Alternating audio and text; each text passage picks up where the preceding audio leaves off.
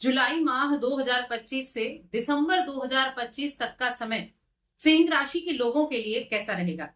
यानी इस वर्ष के जो अंतिम 6 महीने हैं वो आपके लिए किस तरह के बदलाव लेकर आए हैं।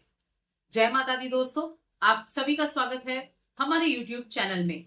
और इस वीडियो में मैं बात करूंगी जुलाई, अगस्त, सितंबर, अक्टूबर, नवंबर और दिसंबर माह के होने वाले प्रभाव किस तरह आपके हर एक क्षेत्र को प्रभावित करने वाले हैं। देखिए, ग्रहों की जो गोचर की चर्चा थी वो इस वर्ष की शुरुआत से रही और अभी जो पहले 6 महीने गए यानी कि मई माह के मध्य तक सभी ग्रहों ने राशि परिवर्तन किया। जो बड़े ग्रह थे, राहु हो गया, केतु हो गए, शनिदेव हो गए, गुरु बृहस्पति हो गए, इनका गोचर हो चुका। अब इनके प्रभाव का नंबर है, यानी कि अब इनके प्रभाव की बारी है कि वो रिजल्ट कैसे देंगे अब आपके जीवन में। तो ये जो 6 महीने हैं ये बड़े विशेष होने वाले हैं। इन दिनों में हमारे कुछ जो फेस्टिवल हैं वो भी रहेंगे, तो वो फेस्टिवल आपके कैसे रहेंगे ये भी हम जानेंगे। और गुरु की स्थिति में एक बदलाव होगा, शनि की स्थिति में भी बदलाव होगा, वो कैसे रहेंगे ये भी हम जानेंगे। तो देखिए, सबसे पहले मैं ग्रहों की अगर बात करूं तो आपकी राशि के स्वामी से हम शुरुआत करते हैं। आपके राशि के स्वामी सूर्यदेव हैं और सूर्यदेव की अगर आप उपस्थिति देखें तो इस महीने की जब शुरुआत होगी यानी कि जुलाई माह की शुरुआत होगी तो आपके 11वें घर में होंगे और इसी महीने यानी कि जुलाई के माह में ही राशि बदलकर आपके 12वें भाव में भी आ जाएंगे। ठीक है, आपके 12वें भाव में, आपकी राशि में, दूसरे में, तीसरे में, चौथे और पंचम में, यहां तक इनका गोचर रहेगा दिसंबर तक। जब 12वें भाव में होंगे राशि के स्वामी तब थोड़े खर्चे जरूर करा सकते हैं, यानी कि जुलाई के महीने में, जुलाई का महीना और अगस्त मध्य तक थोड़े खर्चे आपके करा सकते हैं, लेकिन साथ ही आपको विदेश भेजने का भी काम कर सकते हैं, विदेश से लाभ दिला सकते हैं।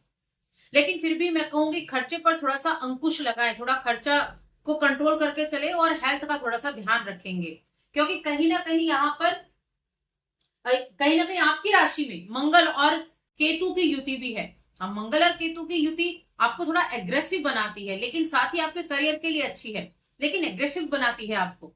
थोड़ी जल्दबाजी में कार्य करते हैं आप कि मन में आया और एकदम से सोच लिया, तो ऐसी स्थिति रहेगी। बाकी ग्रहों की स्थिति देखें तो देखिए, गुरुदेव आपके एकादश भाव में बैठे हैं, बहुत ही अच्छी स्थिति है। बीच में कुछ समय के लिए यानी 18 अक्टूबर से 5 दिसंबर तक ये आपके 12वें घर में जाएंगे। शनिदेव आपके अष्टम में बैठे हुए हैं, शनि की ढैया चल रही है और इनका ये जो है यहाँ वक्री हो जाएंगे। 13 जुलाई को वक्री हो जाएंगे और नवंबर में जाकर ये मार्गी होंगे। तो ये टाइम पीरियड जो होगा, ये टाइम पीरियड आपके लिए थोड़ी सी सावधानी भरा रहने वाला है, तो शनि के उपाय करने हैं। राहु आपके सप्तम में बैठे हुए हैं। बाकी ग्रह, शुक्रदेव की अगर हम बात करें तो शुक्रदेव आपके 10वें भाव से गोचर करेंगे और 10वें भाव से गोचर करते हुए यहाँ आपके 3rd हाउस तक शुक्र का गोचर रहेगा। और शुक्रदेव तो आपके तीसरे घर के स्वामी और आपके करियर के स्वामी हैं। यही अगर हम बुध की बात करें, देखिए बुध हमेशा सूर्य के आसपास रहते हैं, जहां सूर्य वहां बुध, बुध की स्थिति ये रहने वाली है। तो ओवरऑल ये ग्रहों की स्थिति हो गई। अब इनका प्रभाव हम जान लेते हैं। शुरुआत में करूंगी शिक्षा के मामले से, यानी स्टूडेंट्स के मामले की, शिक्षा के लिए कैसा रहेगा।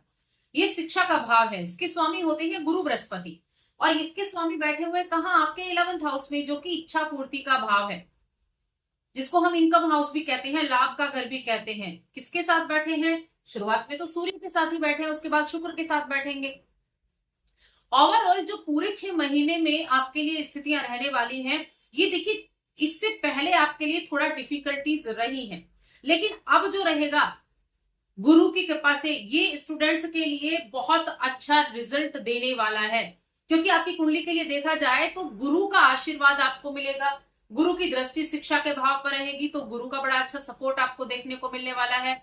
इस समय अवधि में बुध भी ज्यादातर आपके लिए अच्छे रिजल्ट देंगे, क्योंकि बुध बुद्धि के कारक हैं, तो बुध भी आपके लिए अच्छे रिजल्ट देने का कार्य करेंगे, आपकी शिक्षा के स्तर को सुधारेंगे। शिक्षा के लिए मैं कहूंगी कि जो भी इस राशि के स्टूडेंट किसी तरह के बिजनेस से जुड़ा हुआ कोई आप स्टडी कर रहे हैं, मैनेजमेंट से जुड़ी स्टडी कर रहे हैं, या फिर आप लॉ पढ़ रहे हैं, तो ऐसे लोगों के लिए इस वर्ष में बहुत अच्छे परिणाम देखने को मिलेंगे, ग्रोथ के अच्छे चांसेस आपको मिलेंगे। तो ये जो अंतिम 6 महीने हैं ये शिक्षा के लिए मैं कहूंगी बहुत अच्छे रहने वाले हैं, बहुत उत्तम रहने वाले हैं। अब मैं बात करूंगी बिजनेस की, तो हमारा जो बिजनेस का हाउस है वो है हमारा 7वां हाउस। ये हमारी बिजनेस का यानी व्यापार का भी है और ये हमारे जीवन साथी का भी है। इसके स्वामी होते हैं शनिदेव, जो कि अष्टम में बैठे हैं। अष्टम के शनि अच्छे नहीं कहे गए, अष्टम के शनि आपके, जो शनि की ढैया आपके ऊपर लगी हुई है, लेकिन राहु आपके सप्तम में बैठे भी हैं और साथ में गुरु की दृष्टि भी यहाँ है राहु के ऊपर। तो अष्टम ये अभी क्या होगा, अभी तक जो शुरुआती जो 6 महीने रहे उसमें आपके लिए मैं कहूंगी बहुत कठिनाई से आप अपने अच्छे बिजनेस को चला रहे होंगे। ठीक है, शनि के यहाँ जाने से थोड़ा रिस्क लेना, तो मैं कहूंगी थोड़ा आपको सावधानी रखनी है कि बहुत बड़े रिस्क नहीं लेना है, लेकिन क्योंकि गुरु आपके सप्तम भाव को देख रहे हैं तो ये आपको सूझबूझ के साथ आगे भी बढ़ाएंगे। कुछ खर्चीला बहुत एक्सपेंसिव चीजें आपको इस समय अवधि में नहीं करनी चाहिए। यानी आप विस्तार करना चाहते हैं बिजनेस का तो बहुत ज्यादा लोन वगैरह ना लें, बहुत ज्यादा खर्चा आप ना करें। जैसे बिजनेस चल रहा है उसमें थोड़ा थोड़ा करके इन्वेस्टमेंट करेंगे तो ज्यादा अच्छा रहेगा। किसी पर आंख मूंद कर विश्वास ना करें। राहु बैठे हुए हैं यहाँ, साथ में केतु देख रहे हैं, गुरु की दृष्टि है, गुरु सपोर्ट करने का काम कर रहे हैं, लेकिन फिर भी मैं कहूंगी आंख मूंद पर किसी के ऊपर विश्वास ना करें। जितना अधिक सूझबूझ से काम करेंगे उतना ज्यादा अच्छा रहेगा, उतना ज्यादा आप अच्छे रिजल्ट प्राप्त कर पाएंगे। देखिए बुध हमेशा सूर्य के साथ होते हैं, बुध व्यापार के कारक भी होते हैं और बुध आपकी कुंडली में दूसरे भाव के स्वामी और 11वें भाव के स्वामी भी हैं। तो इसीलिए बुध की स्थिति अच्छी है, इसलिए कहा कि थोड़ा बस सोच समझकर सतर्क होकर काम करना है आपको। जॉब की बात करते हैं। अब आपके सप्तम भाव के स्वामी, आपके दसम भाव के स्वामी होते हैं शुक्रदेव और जो छठा भाव है उसके स्वामी होते हैं शनिदेव, जो अष्टम में जाकर बैठे हैं। अचानक से चीजें बदलेंगी, क्या होगा, तो मैं कहूंगी कि गुरु बृहस्पति का सपोर्ट और साथ में ये शनिदेव की स्थिति और गुरु का सपोर्ट, ये आपके लिए मई के बाद गुरु आपको सपोर्ट देते हुए दिखाई दिए और गुरु के इसी सपोर्ट से आपकी नौकरी में भी अच्छी स्थितियां रहेंगी। आपको कई मामलों में बड़ा अच्छा सपोर्ट देखने को मिलेगा लोगों का, क्योंकि नौकरी के लिए थोड़ा उतार चढ़ाव तो रह सकता है, लेकिन फिर भी चीजें आपके फेवर में आ जाएंगी, क्योंकि आपकी कुंडली के लिए गुरु बहुत अच्छे हैं, गुरु बहुत अच्छा सपोर्ट कर रहे हैं। कुछ टाइम ऐसा होगा 18 अक्टूबर को कि गुरु 12वें घर में जाएंगे तो आपके छठे भाव पर दृष्टि डालेंगे और आपके अष्टम पर भी दृष्टि डालेंगे। तो ये टाइम पीरियड आपके बिजनेस के लिए अच्छा होगा, हेल्थ का थोड़ा ध्यान रखना है। तो यहाँ गुरु का सपोर्ट सबसे अच्छा है। सूर्य आपके लिए अच्छे रिजल्ट देने का कार्य करेंगे ही, क्योंकि सूर्य तो आपकी राशि के स्वामी है। फाइनेंशियल कंडीशन की अगर हम देखें तो आमदनी के स्रोत आपके लिए बहुत मजबूत होने वाले हैं। गुरु तो इनकम हाउस में बैठे ही हैं, तो आपकी इनकम को बढ़ाने का, इनकम के कई सोर्सेज आपके लिए बनाने का काम करेंगे। साथ साथ में राहु और केतु की अगर बात करें तो ये थोड़े बहुत कठिनाइयां दे सकते हैं, लेकिन इनकी कठिनाई देने के बावजूद आप आगे निकल पाएंगे, क्योंकि आपका आर्थिक पक्ष मजबूत रहेगा। और साथ में हम ये भी कह सकते हैं कि आप जो कर्म करेंगे ना उसके अनुसार आपको रिजल्ट मिलेगा। कितनी मेहनत आप कर रहे हैं उसके अनुसार आपको रिजल्ट मिलेगा। केतु पूरा 6 महीने तक यही रहने वाले हैं, राहु पूरे 6 महीने तक यही रहने वाले हैं, गुरु यहाँ रहेंगे, बीच में कुछ समय के लिए आपके 12वें घर में जाएंगे। तो केतु क्या करेंगे, केतु आपके देखिए आपके धन भाव के स्वामी और आपके तीसरे भाव के धन भाव के स्वामी होते हैं बुध, और आपके थर्ड हाउस के स्वामी होते हैं एफर्ट के होते हैं गुरु बृहस्पति, सॉरी शुक्रदेव, जो आपके दसम भाव के स्वामी भी हैं। शुक्र की उपस्थिति अच्छी है, शुक्र अच्छे हैं तो शुक्र का रिजल्ट अच्छा मिलेगा, तो आर्थिक स्थिति अच्छी रहेगी। लेकिन क्योंकि खर्चा भी साथ साथ आपको दिखाई देगा तो खर्चे को थोड़ा सा कंट्रोल आपको करके चलना है। साथ में शनि 12वें घर में छठे घर 8वें घर में बैठे हुए हैं और छठे घर के स्वामी और 11वें घर के स्वामी भी हैं। जीवन साथी के हेल्थ का थोड़ा सा ध्यान रखेंगे तो अच्छा रहेगा। हालांकि यहाँ देखिए राहु जो बैठे हैं ना, राहु आपकी बुद्धि को बड़ा प्रखर भी बनाएंगे, तो बुद्धि का बस अच्छे से इस्तेमाल आप करेंगे। लव लाइफ की बात करते हैं तो लव लाइफ के मामले में देखा जाए तो नवम भाव के पंचम भाव के स्वामी होते हैं गुरु बृहस्पति, जो कि बैठे हुए हैं आपके 11वें घर में, तो प्रेम जीवन के लिए अच्छा है। ऐसा हो सकता है कि जो लोग प्रेम का दिखावा करते हैं ना उनके लिए थोड़ी तकलीफ हो सकती है। कुछ लोग होते हैं जो दिल से प्रेम करते हैं, कुछ लोग होते हैं जो सिर्फ प्रेम का दिखावा करते हैं। ऐसी स्थिति में ऐसे लोगों की पहचान आप कर पाएंगे।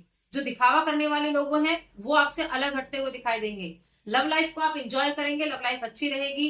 प्रेम विवाह करने की जो इच्छा रखते हैं उनके लिए रास्ते आसान होंगे, और साथ में जो यंगस्टर हैं उनके लिए मित्र भी बनेंगे, और मित्र का रिलेशन प्रेम रिलेशन में भी परिवर्तित हो सकता है। साथ में संतान प्राप्ति का योग भी बना हुआ है, क्योंकि गुरु आपके पंचम भाव को देख रहे हैं, तो संतान प्राप्ति का योग भी बनेगा 18 अक्टूबर से 5 दिसंबर तक। बस इस समय अवधि में थोड़ा सा आपके लिए ना प्रेम विवाह अच्छा रहे, प्रेम जीवन अच्छा रहेगा और ना संतान प्राप्ति का योग होगा, लेकिन ओवरऑल बाकी समय में आपके लिए अच्छा रहेगा। वैवाहिक जीवन की अगर हम बात करें तो वैवाहिक जीवन के मामले में भी मैं कहूंगी अच्छा रहेगा।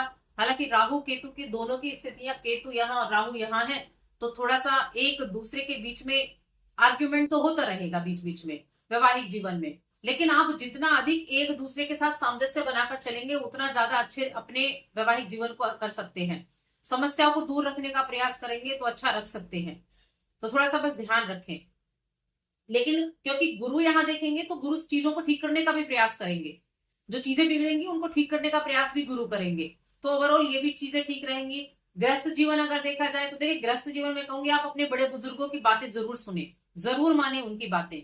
और शनि का दूसरे घर पर प्रभाव है, तो जो पारिवारिक जीवन है उसमें लापरवाही नहीं करनी है। ग्रस्त जीवन में लापरवाही करेंगे तो दिक्कत हो जाएगी। वाणी का थोड़ा अच्छे से उपयोग करना है। वाणी का उपयोग अच्छे से नहीं होगा, गुस्से में आप बात करेंगे तो वहां ग्रस्त जीवन में यानी पारिवारिक जीवन हो गया, कुटुंब हो गया, वहां थोड़ी सी नोकझोंक की स्थिति बन सकती है। तो थोड़ा सा ध्यान रखेंगे। देखिए, मंगल आपको सपोर्ट तो देंगे लेकिन बीच बीच में थोड़ा सा आपको निगेटिव भी कर सकते हैं। तो सबसे ज्यादा तो बात है अपने कर्म पर विश्वास करना। आप कर्म कैसे करते हैं, कितनी मेहनत करते हैं, उसके द्वारा आपको रिजल्ट मिलेगा।